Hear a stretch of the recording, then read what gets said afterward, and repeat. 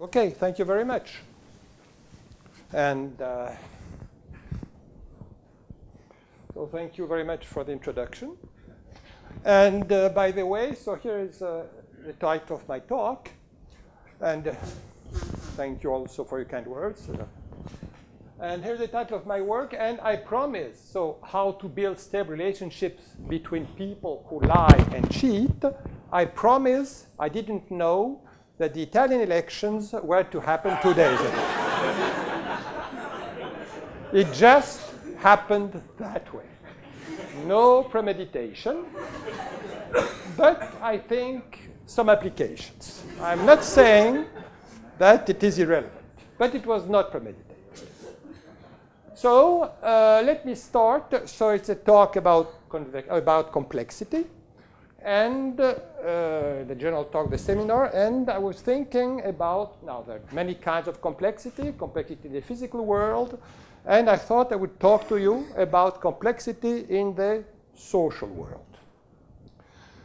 So there's also the big question, are mathematics relevant to the social world? What's mathematical modeling?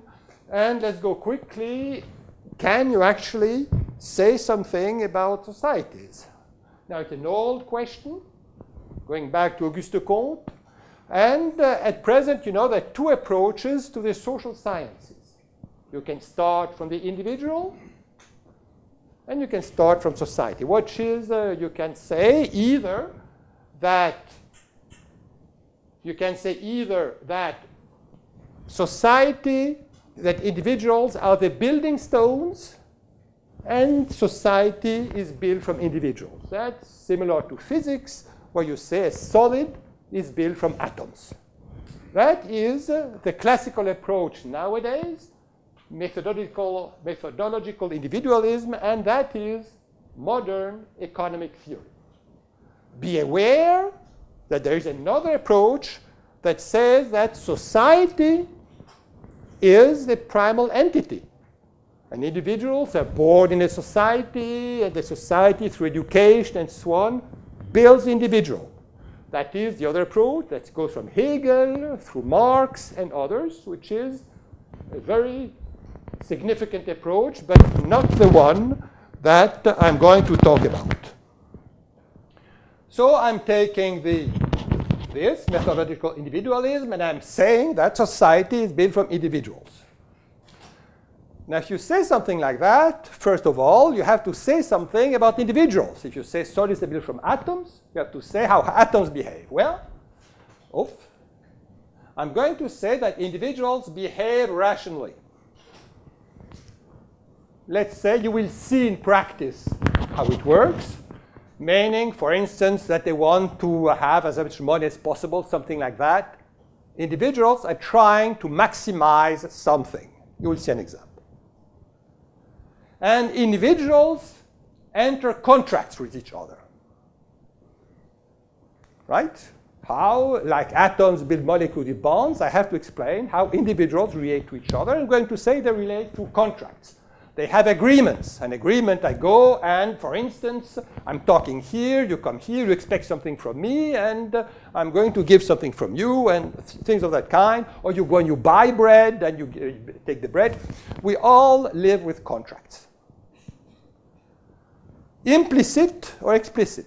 And now I'm saying that the major progress of economic theory in the past 50 years have to realize that there is asymmetry of information.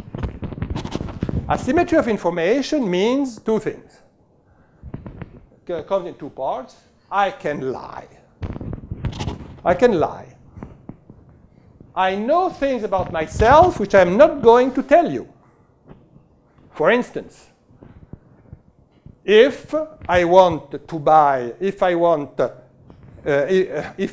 insurance, if I want health insurance, I'm not going to go and tell you I am sick. I am not.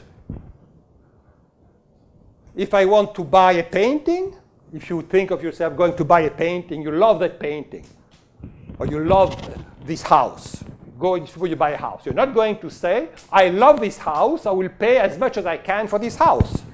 You're not going to say that. You're going to say, this is a terrible house. My wife could not live there. And really, I prefer the house. OK. That's a major fact. And the other kind of asymmetry of information is moral hazard, cheating.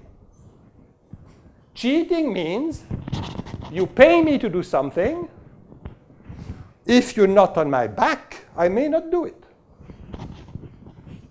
For instance, imagine car insurance. Suppose you had an insurer that tells you, I will insure your car 100%. Imagine how you would drive.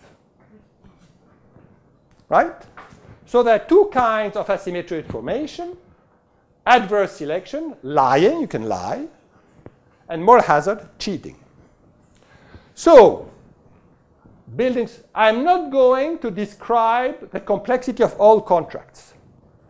May I remind you, for instance, that there is an old tradition going back to Jean-Jacques Rousseau, coming also to Rawls in recent times, saying that, talking about a social contract. Imagine how a social contract will be complicated. I'm just going to talk about contract between two people. Very simple. I'm talking about the simplest possible thing, a contract between two people, and you will see how complex it is, and then you'll try to imagine how much more complex a social contract would be. So that's the general framework of my talk. Is it okay? You all hear me? Yes. Okay. So here is, in fact, this goes back to a seminal paper of Sannikov, published in 2008 in the Review of Economic Studies. And this approach has been taken over by many others. So I'm going to, OK. So here is Sannikov's model.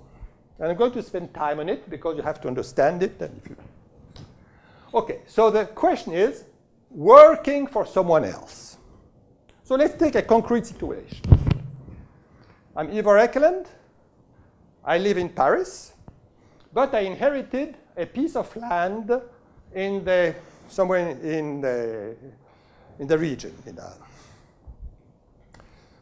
Padania, or whichever.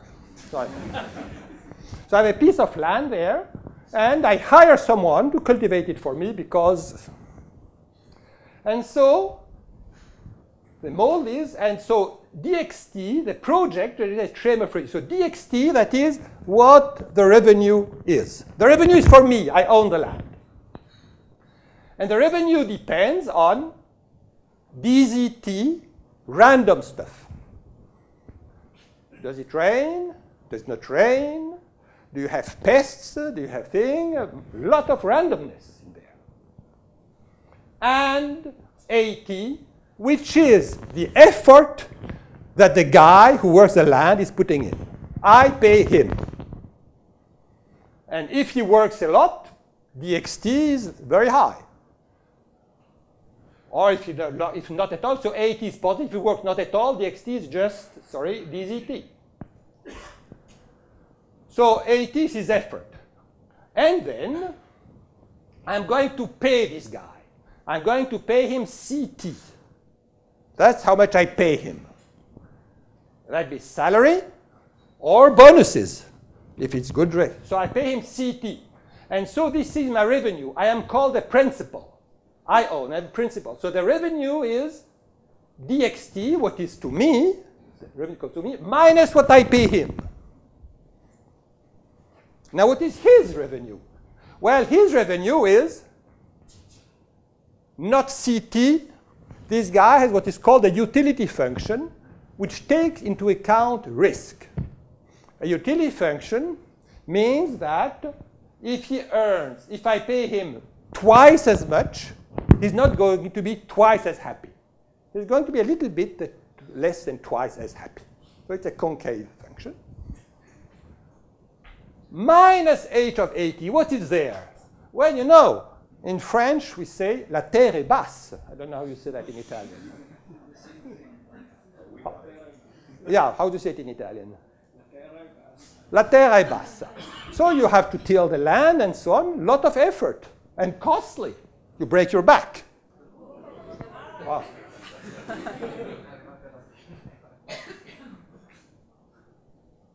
So, this is a cost of effort. Cost of effort. If he works not at all, it's zero. If he works a lot, it's very costly. Okay, so it's a very nice problem.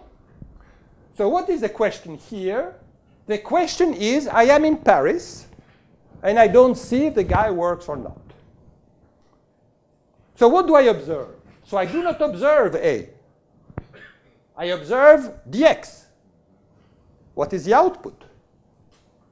If the output is bad, I phone the guy and say, hey, nothing this year. He said, oh, you know, it's been a terrible weather. There have been lots of flies. The animals have caught things and so on. Okay.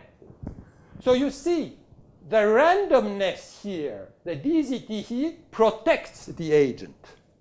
I observe this something that results from his effort and something I don't observe. So for instance, he can put in a lot of effort and have bad luck. I'm not going to penalize him for having bad luck. It would be very bad. Right? On the other hand, he can be very lucky. He doesn't work at all. So this is the moral hazard problem. I cannot observe what she's actually doing. Is it clear for everyone? Okay. So, moral hazard is that the principal observes xt, but does not observe the effort. And if you observe xt, he cannot deduce the effort. For those who like mathematics, ct is conditional on xt. Not, excuse me, zt. There should be a z here. It's a z here. So for instance, if c is Markovian, this means that c should be a function of xt, not of zt. In other words, you can pay him only conditional on the result. You cannot pay him conditional on the effort he makes. If you say, I'm going to pay you if you work, he's saying, I work all the day, fine. But you can say him, I pay you if there is a, you can say a lot of things, but you cannot, you have to pay him conditional, you can conditional on what you observe. Now there is another problem which I have not talked about yet. And it's a major problem in our society. It's a problem of limited liability. What is limited liability?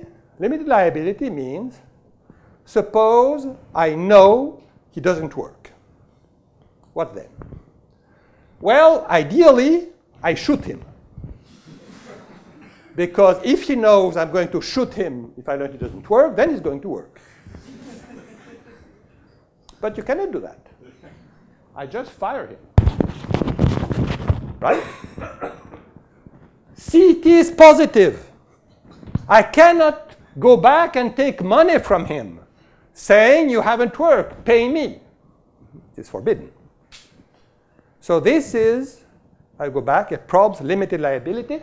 So the contract problem is, what should the contract look like if I want the agent to work? Now, this is a very old problem.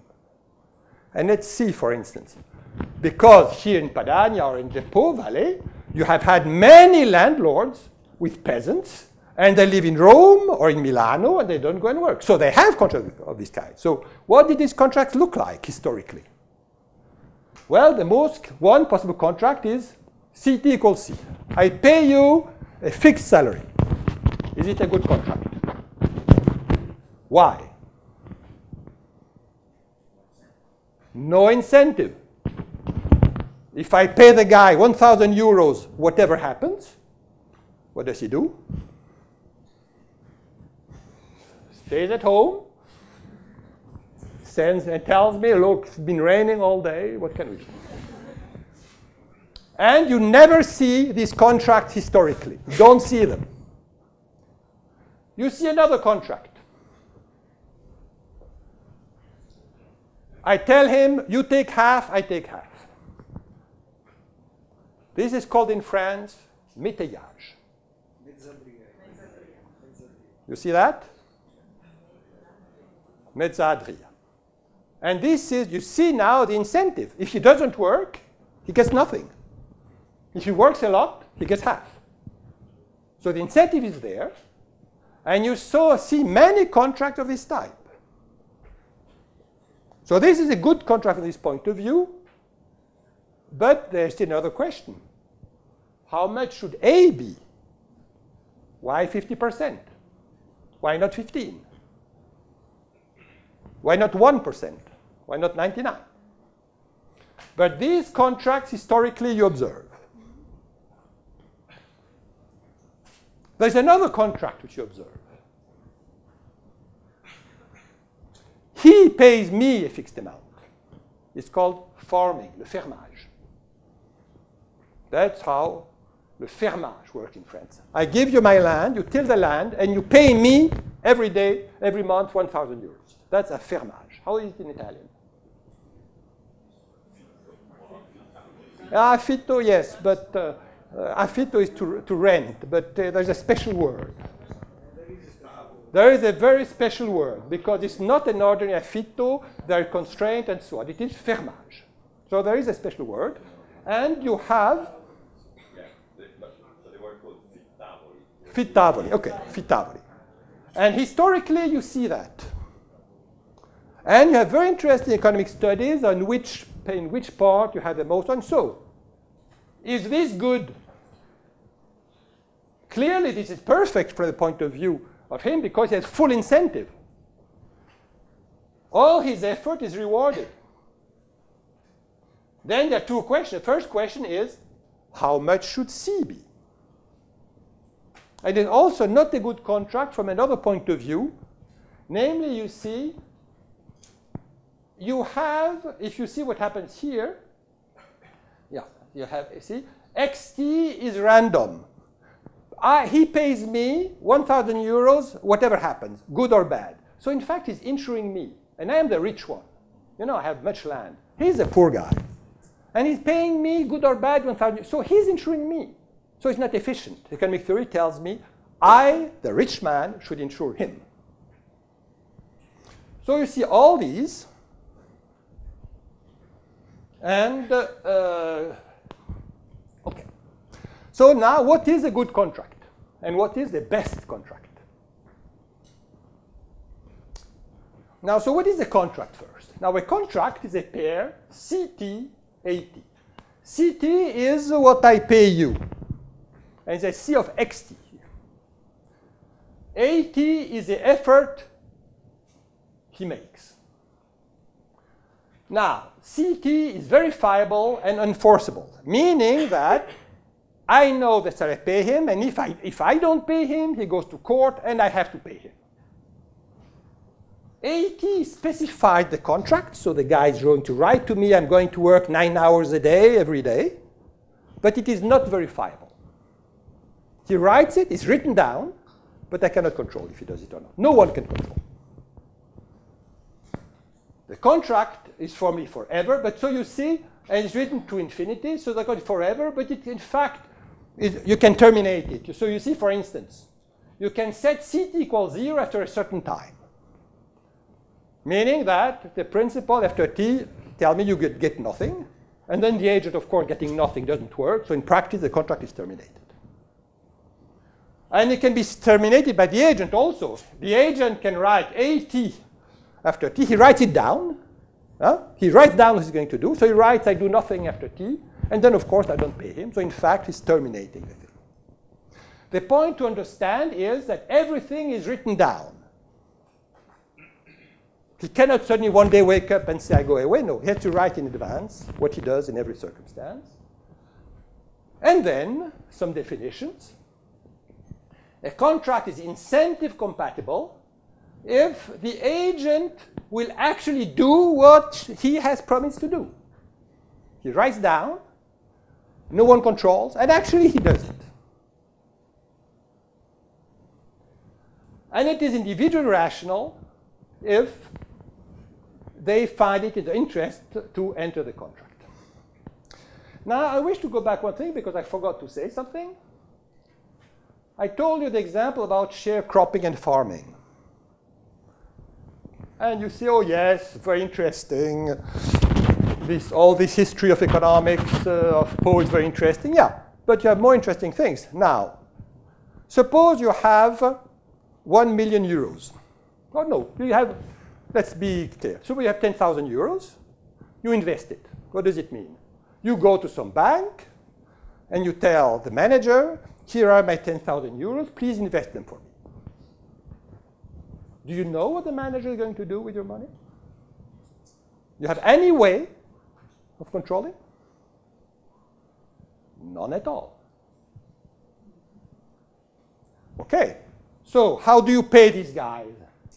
Well, usually they get a fixed salary. It's called frais de gestion. I don't know how you say it in Italian. Frais de gestion, that's a fixed salary. So you're paying this guy a fixed salary, whatever he does.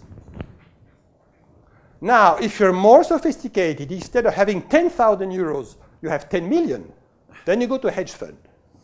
And then, and then it looks more like that, AXT. He gets a percentage. But there's always limited liability. If the guy calls you up and says, look, I'm sorry, the money is gone, you cannot go back and ask for your money. You cannot. Just no way. All you can do is, well, I'm not going to invest with you anymore, or I fire you. That's fine. Limited liability. So these questions arise in finance, and you see that they're fundamental to the financial system. So I explained to you doing that in terms of sharecropping, but realize that this is what happens when you invest, because you cannot control what people do, and of course, the less you have to invest, the less control you have. Okay, so look now to the contract. And let's see now the first question. What would an incentive-compatible contract look like? Well, this is perhaps for the mathematicians, but I know there are some mathematicians there. And then the idea is to look at what we call the agent's continuation value. So I'm sorry, I'm going to spend 5 times because this is really Sannikov's trick. So if you don't know the math, you can sleep for 5 minutes. It's really the crux of the matter. It's Sannikov's trick. So Sannikov says, well, look at the continuation value. The continuation value means we are at time t. The agent knows that the contract will run to infinity, and he computes what he's going to get from the contract.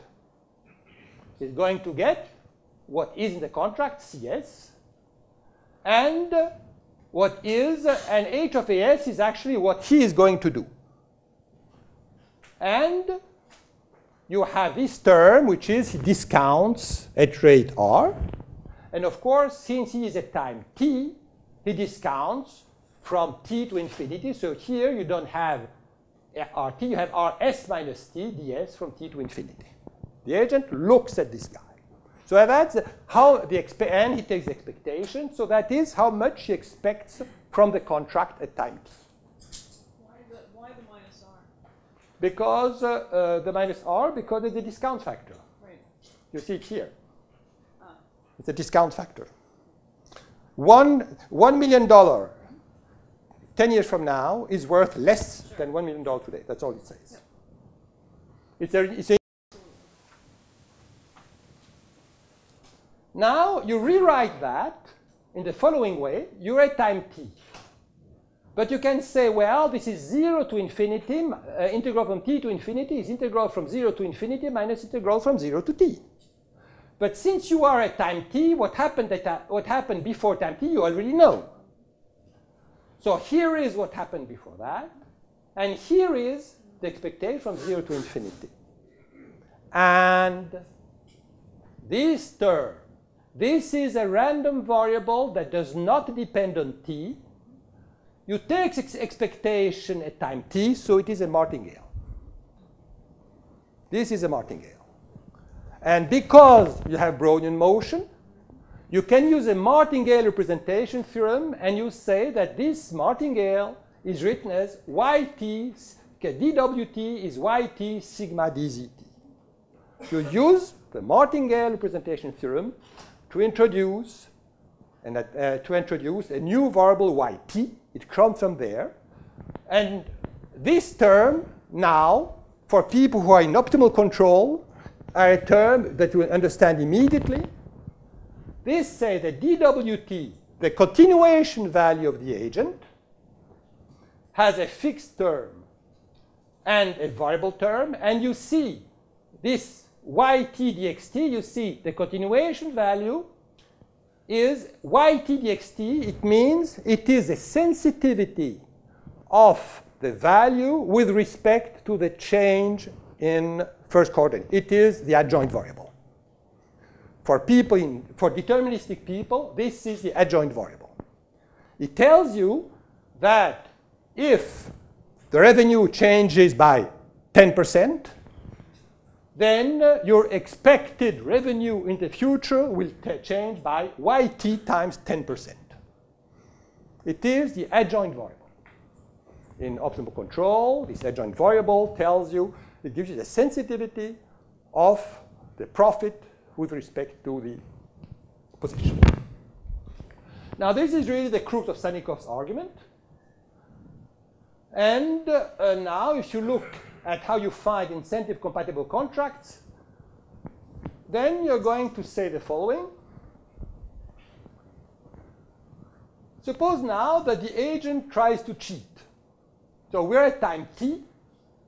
The agent is supposed to get CT. The agent is supposed to do effort AT, and he says, no one is observing me. I'm not going to do AT. I'm going to do something else. Right? What happens? Well,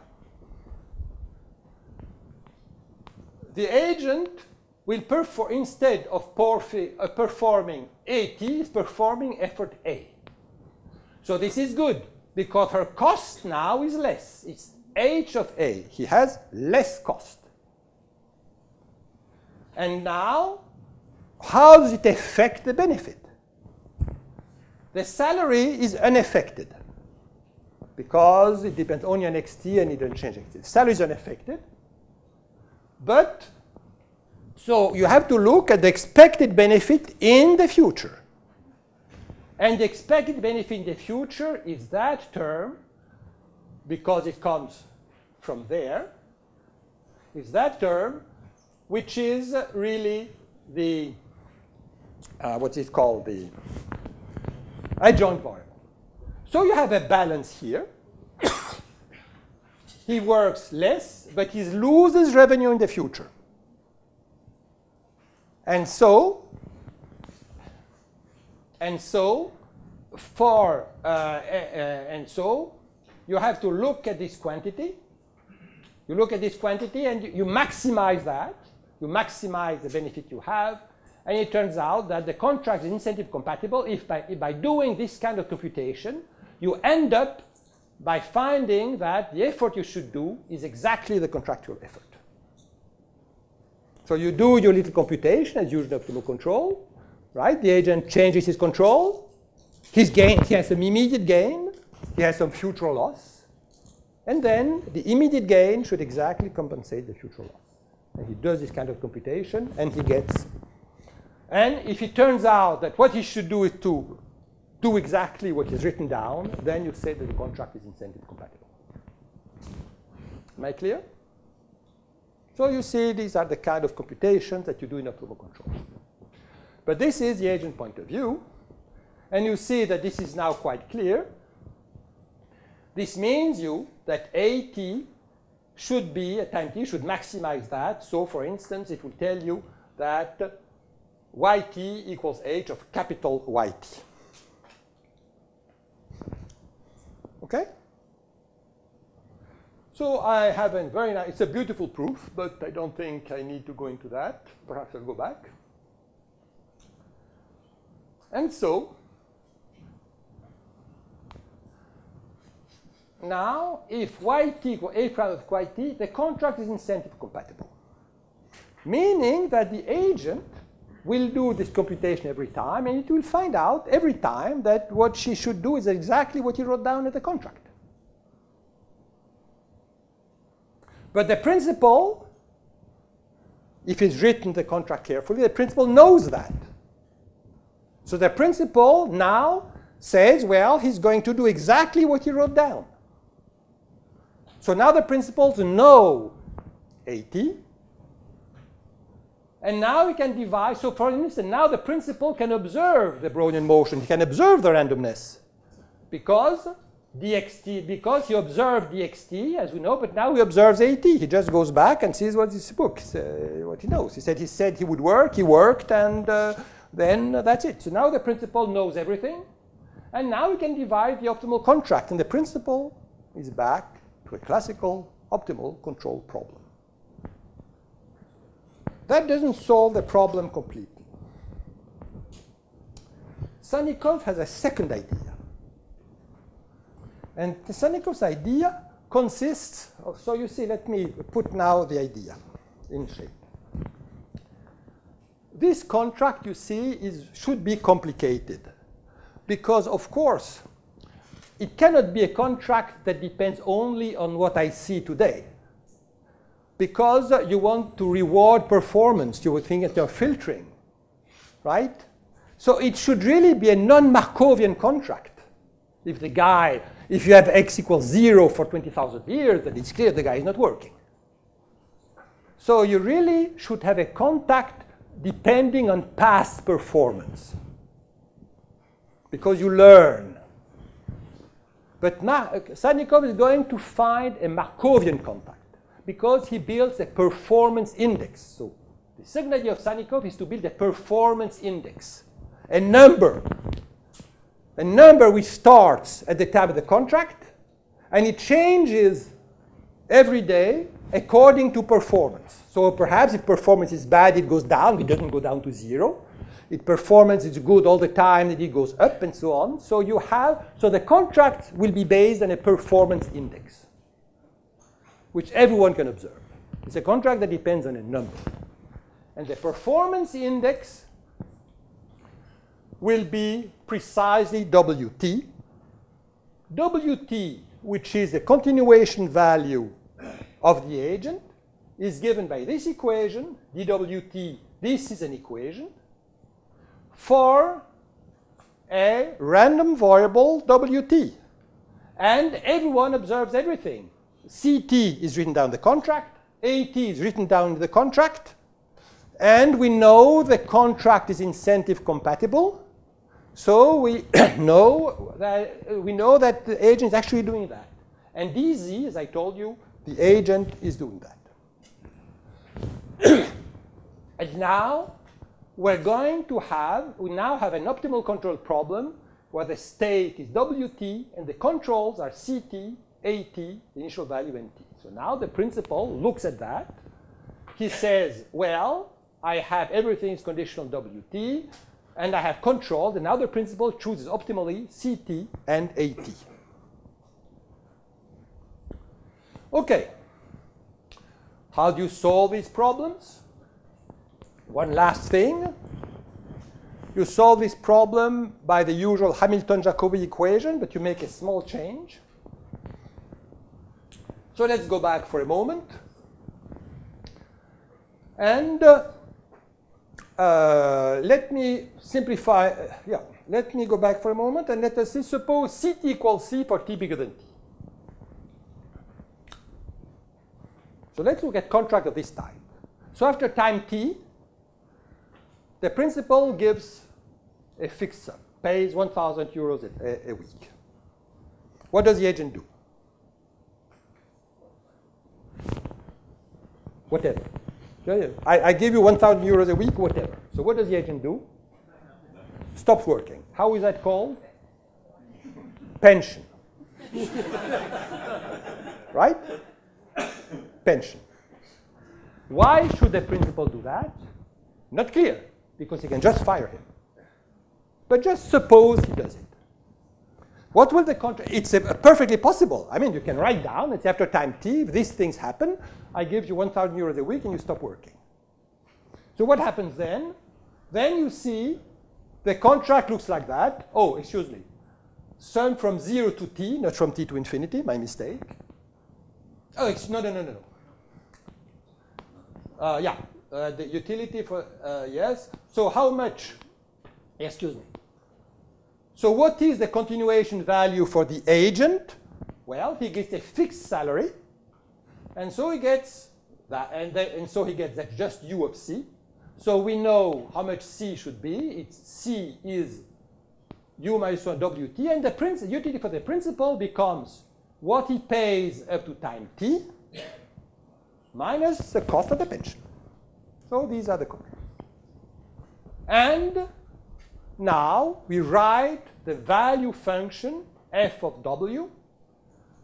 The value function is the highest expected utility the principal can obtain while delivering to the agent the expected utility w. I told you w, or the expected utility of the agent, is a common use. So understand f of w as the highest profit the agent can get while giving w to the agent. Now I think I'm going to go fast now. You have a Hamilton-Jacobi-Bellman equation, absolutely classical. Second order, h prime of a is r, here's f of w. And you have an optimal control.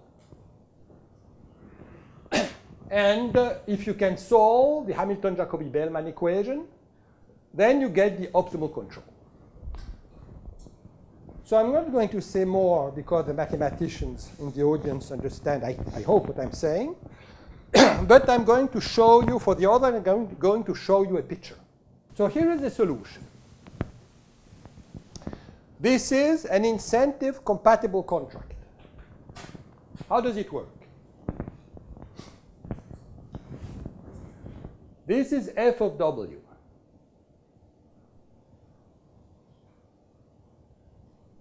So the contract works as follows.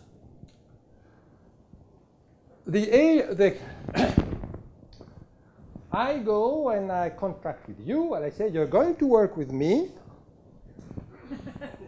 and we're going to start from here. If you start from here, that means that you are going, this is your expected utility. This number is your expected utility. And you are going to enter the contract because it's positive. So you think how much I'm going to get, how much effort will I spend if I respect the contract, offer that contract to you, you do your computations, how much I'm supposed to work, you know. So you say yes, because my utility is positive. And I, from that contract, will get the utility here. We sign on the dotted line, and we start. And now, of course, randomness sets in. Now, of course, there's some randomness. So we start here, and then things starts moving. No, it's getting bad, right? It's getting close to 0. But things get better. Very nice. But chuck, suddenly you hit 0. This means that you get 0 expected utility for continuing to work for me. And anyway, I get 0 expected utility from hiring you. So we just stop the contract. How can it happen while the expected utility is positive? We are just having bad luck. You know, if an expectation is positive, you can still get 0. But that was bad luck. We could have good luck. What good luck means? Good luck means it starts moving this way.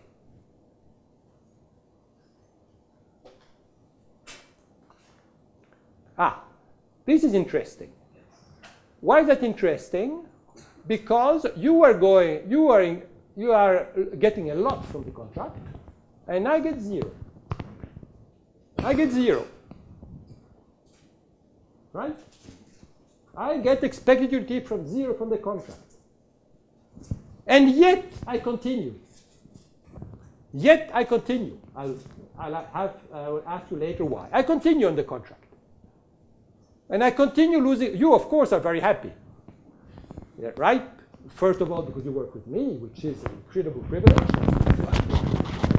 And also, you are getting a lot of money, and you're expecting even more. And I continue losing money. And yet, then you have this curve, and suddenly, we reach this point where these two curves are tangent. And then I go, and I tell you, you're too expensive, I pension you off. Right? I give you precisely a life income which will be equivalent to WT for you. I pension you off. You get the contract? Now, let's see. Now, the following slide, I'm going, okay, let's do it right now. First question. Why am I pensioning her off instead of firing her?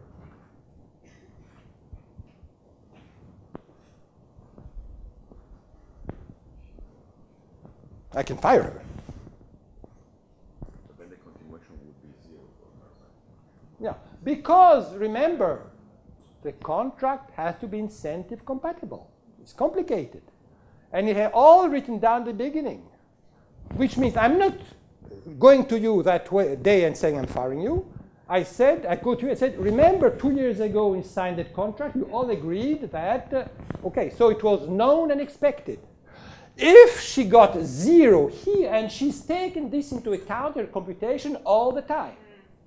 If I fired her at this point, then you change all, she knows that if she reaches that point, she will get that.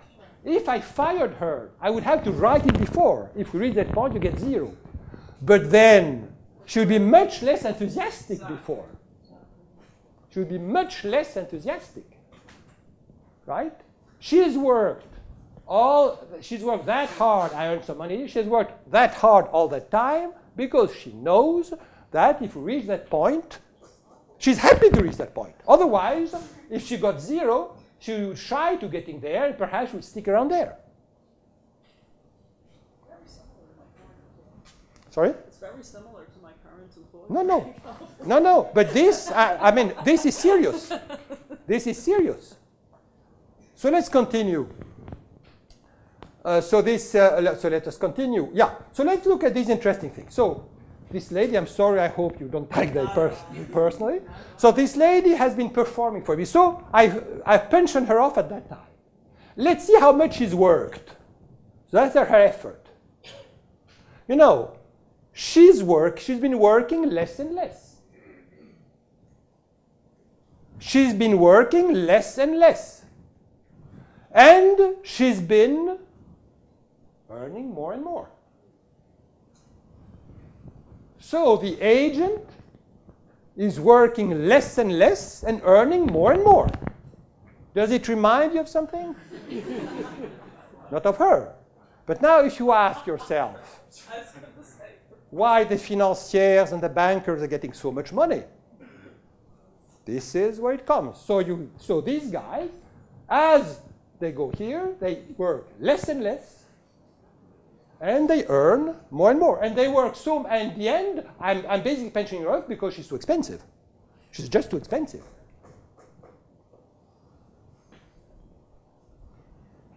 So let me go back to the other one.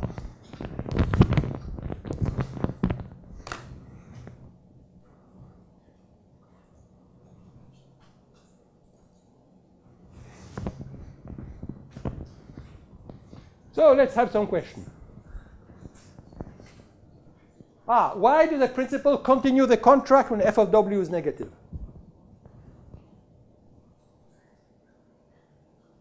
Right?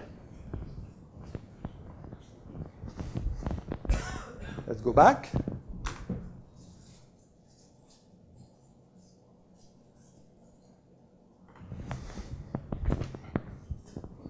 Why do I keep her here? Why don't I just fire her here? Or pension her? Yes? Yeah, because always it's because the contract has been incentive compatible. It's all written down before. If she knows she's going to be fired right here, she goes back. And in addition, you see, remember, at this point, if I fire her, yeah, that's exactly that. Another question, more subtle. Look at the situation. Suppose we're here, right? Or we're near here. So now we're here. And you see, or perhaps even we're here. So we're here. I just fired her. Oh, we're here. Or we're here. We're at 0. I told you we just quit. Why don't I just go to you and say, look, let's start again here? Why don't I just go to you and say, look, it's 0. Let's start again here. It's called renegotiation. And if she knew that, if she knew ahead of time that they would renegotiate, she wouldn't work as hard. It's like a child. You tell your child, I have this beautiful vase for my aunt. If you break it, you're going to get a spanking. You don't care about the vase, just discipline. Puff the vase. What's the situation now? You didn't care really about the vase, and you hate spanking the child. And the child knows. So we're both sorry. It would be much better to say, forget about it. Yes, but if the child knows that you're going to renegotiate, finish the story. 5 years, so now I finish. My conclusions, well, here are 2 conclusions about the Sannikov's model itself. Note the main idea that he found a Markovian contract in a situation was obviously non-Markovian. He built a performance index. Now, of course, this 7 idea of Sannikov has been taken or has been exploited by very many people. The people in Toulouse, the people here, and for instance, I've worked in progress with Jean-Charles Rochet, where we're working on the fact, trying to find renegotiation-proof contracts. And the conclusion. So how do we have to learn from that? Well, the problem here is limited liability. Since you cannot punish people, you end up having to pay them more and more just to get them to pay working. So you compensate financiers and politicians ever more because you don't sanction them. You have to. And of course, why is he earning more and more? Because they're richer and richer. And then you need more and more just to keep them working. And yes, it doesn't work because you see how the effort goes. So it's a question of limited liability. You do not punish people. All you can do is fire them. Now, people think P&A. There is no alternative. Well, that's not true because it's not the law of nature. It is the rule we have set.